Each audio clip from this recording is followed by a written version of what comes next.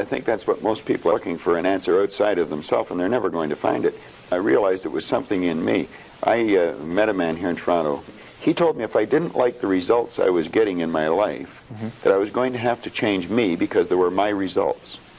And he said, if you're going to change you, you're going to have to find out something about yourself. And that seemed to make sense. So I started to study myself. I found most people don't know who they are. They really don't. And I believe if a person will start to study that and look for the answer, they'll find it. See, I think we live simultaneously on 3 planes of understanding. We're spiritual creatures, we have an intellect, and we live in physical bodies. But because we lack awareness or understanding of who we are, we're totally locked into a physical world, and we let things outside of us control us. 95% of the population are reacting to life. They're not really living at all. I think there's 2 barriers. Success is a funny word. Nightingale had a great definition for it. He said a person's successful if they know where they are, and they know where they're going, and they're progressively moving in that direction. He said that success was the progressive realization of a worthy ideal. Anyone that has a goal, and they're moving towards it, they're successful. Most people think that you're successful if you have a lot of money. Quite often you have a lot of money if you're successful, but it isn't.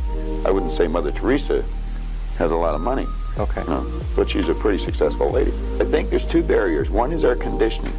The conditioning that takes place in our subconscious mind from the time we're infants. All we can do is act and talk like the people around us. That's why we learn the language we learned. If there was 10 languages spoken in our home, we'd learn 10 languages without any trouble. There's usually one, and that's the only one we ever learn. And we grow older and we think, oh, I couldn't learn another language. We could learn 100 if we wanted to. You can do anything. But I think we're conditioned. We have a real strong conditioning. That's the barrier that's inside us. The one that's outside of us is our environment. We have a tendency to act like everybody around us. And if you think about this, it doesn't make a lot of sense. Because if you study statistics, 95% of the people live their entire life and never live the way they want to live. Anybody can win. Anyone at all. But if we start studying these statistics, I think we'll arrive at the conclusion, geez, I better start thinking for myself rather than follow everybody. Most people, they get a job, they look around, they see how everybody else is doing their work, and they start doing it the same way. They should stop and think, I wonder if any of these people know what they're doing. You know, is there a better way to do it? Exactly. Just fall into line, you know, take a number, be like everybody around. I think we should make a few waves. We should maybe stand out, be different. Not for the sake of being different, but because we are different. We all think different thoughts. And I believe we should start to think and build images in our mind of what we'd like to do and then set out and do it. And what we have to study, I think, is how does this non-physical part of my mind work? What happens when I think? Where do thoughts come from? How was this chair built? Somebody had to think. Thoughts are everywhere. And we pull thoughts into our mind and we build pictures or images in our mind. What we want to understand is that's a non-physical side of ourselves that's doing that. If I can build an image of something in my mind, I'm quite capable of building a physical replica of it in my world. So if I build an image of me as a happy, relaxed person, I can live like that. If I build an image of myself as being prosperous, I can become prosperous. Well, the first thing you do is sit down and decide what you want. If it's money you want, how much money? You write down on a card exactly what you want. And you carry that card around and read it often. But you decide exactly what you want. And then you start to think. Now you're going to have thoughts come to your mind of why you can't get it. You have the ability in your conscious mind to reject that idea, kick it out of your mind. Thinking of why you can't do something is never going to do you any good. And keep thinking until you start to think of thoughts of how you can do it.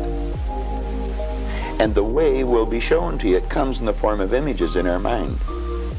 Think of how you can and not why you can't. We have phenomenal powers. If we used our body like we used our mind, we decide what we're going to think. Person's out of work. They can decide to think, I can't find a job, but they can decide to think, I can. If they're thinking, I'm going to find one, then they'll start attracting a train of thought to them, figuring out how to find it.